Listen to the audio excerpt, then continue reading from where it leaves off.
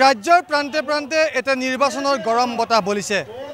আমি এনে এটা স্থানত উপস্থিত আছোঁ যিটো স্থানত এই মুহূৰ্তত ভাষণৰ প্ৰতিযোগিতা চলিছে, প্ৰচাৰৰ প্ৰতিযোগিতা চলিছে আৰু প্ৰত্যেকে প্ৰতিশ্ৰুতিৰ বন্যা বৈছে, আঁচনিসমূহ ঘোষণা কৰিছে।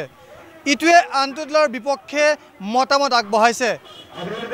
লাহৰীঘাটৰ টেঙাগুৰিৰ এই স্থানত আমি উপস্থিত হৈ এই মুহূৰ্তত বিভিন্ন লোকৰ মন্তব্য লোৱাৰ প্ৰয়াস কৰিম।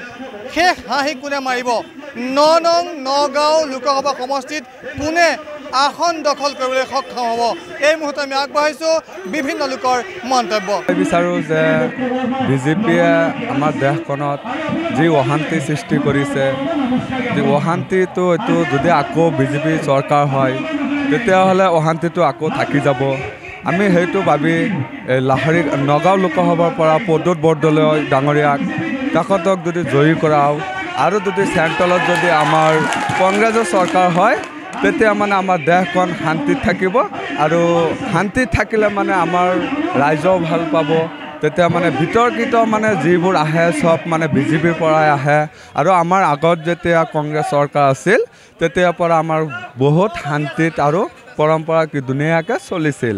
আৰু আমি এইটোৱে ভাবোঁ ৰাইজে যাতে এটা কথাই চিন্তা কৰে যে বিজেপিত ভোট দিলেতো আমাৰ অশান্তি অলৰেডি হৈয়ে আছে আৰু অশান্তি হ'ব, আৰু যাতে মানুহৰ মাথাত যাতে এটাই ভাবে, চিন্তা চৰ্চা এটাই কৰে যে কংগ্ৰেছক ভোট দি পেলাই আমি ৰাহুল গান্ধীক যদি প্ৰাইম মিনিষ্টাৰ বনাব পাৰোঁ তেতিয়া আমাৰ দেশখন শান্তিত থাকিব।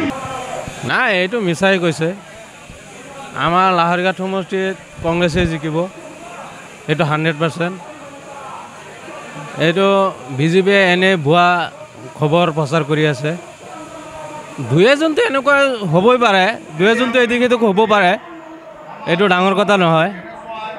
কিন্তু বহুত মানুহ আছে টকাৰ লোভতো গৈছে, টকা দেখুৱাইছে, টকা পাব সেইকাৰণে গৈছে। আজি মৰিগাঁও জিলাৰ ভিতৰত এখন চিকিৎসা মহাবিদ্যালয় স্থাপন কৰিবলৈ সক্ষম হৈছে বিজেপি চৰকাৰে। বিভিন্ন ধৰণৰ উন্নয়নৰ ক্ষেত্ৰত আজি আমাৰ এই যিবিলাক সমস্যা আছে আৰু বিজেপি চৰকাৰে যিবিলাক উন্নয়ন কৰিছে আমি এই সংখ্যালঘু ৰাইজে বুজিবলৈ পাইছোঁ।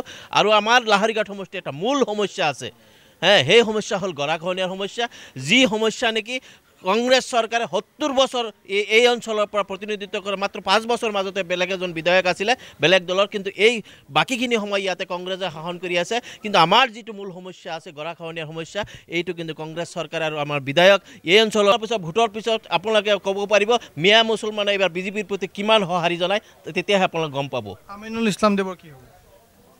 আমিনুল ইছলামৰ পতনটো 100% তেখেতে পতন হ'ব। কাৰণ AIUDF লাহৰীঘাট সমষ্টিৰ ৰাইজক বাৰ বাৰ প্ৰতাৰণা কৰি আহিছে। এটা কথা স্পষ্ট, যোৱা লোকসভা নিৰ্বাচনত গ'লোঁ বিজেপিৰ সভাত যথেষ্ট লোকৰ সমাগম ঘটিছে, কিন্তু একাংশ লোকে দাবী কৰিব বিচাৰে এয়া বিজেপিৰ সমৰ্থক নহয়, হেলিকপ্টাৰ চাবলৈ গৈছে। কি আচ্ছা, আপোনালোকে কৈছে হেলিকপ্টাৰ চাব গৈছে। হেলিকপ্টাৰ আগতেতো বিজেপি চৰকাৰে আগত পৰা 2.5 লাখ ভোটত সুৰেশ বৰা জয়ী হ'ব, এইটো খাটাং। সংখ্যালঘু ভোট আমি 30%ৰ পৰা 40%লৈকে দিম এইবাৰ, নিশ্চিত। এইটো আজিলৈকে মই ফাইনেল কৈছোঁ, আজিলৈকে 50% হৈ আছে। তথাপি যদি মিনিমাম যদি 30% আমি পামেই, আৰু 100% গেৰাণ্টি। এইটো আপোনালোকে নিৰ্বাচনৰ ফলাফল যেতিয়া হ'ব তেতিয়া ক'বই, এইখন ঠাইতে আপুনি আহি ক'ব যে ইমান ভোট কেনেকৈ আপোনাৰ সংখ্যালঘু ৰাইজে দিলে, আপোনালোকে ক'ব, নিশ্চয় ক'ব। বৰ্তমানৰ বিধায়কগৰাকীক ভৱিষ্যতে আপুনি ডিফিট কৰিব।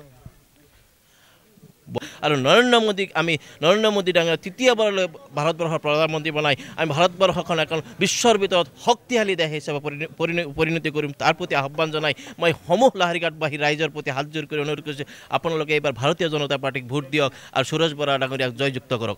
নিশ্চয়কৈ এনেবোৰ আহ্বান কিমান দূৰ ফলপ্ৰসূ হয় সেয়া পৰৱৰ্তী সময়ত লক্ষণীয় হ'ব। যিহেতু নিৰ্বাচন সমাগত মাত্ৰ কেইটামান দিনৰ পাছতে নিৰ্বাচন, আৰু এই নিৰ্বাচনত ভোটাধিকাৰ সাব্যস্ত কৰিব এইসকল ভোটাৰে। যিহেতু একাংশ লোকে কৈছিল যে নগাঁও লোকসভা সমষ্টিটো সংখ্যালঘু ভোটাৰে দিগ নিৰ্ণয় কৰে। Join BSc Nursing and GNM at St. Martha Institute of Nursing, Guwahati under SM Group of Institutions.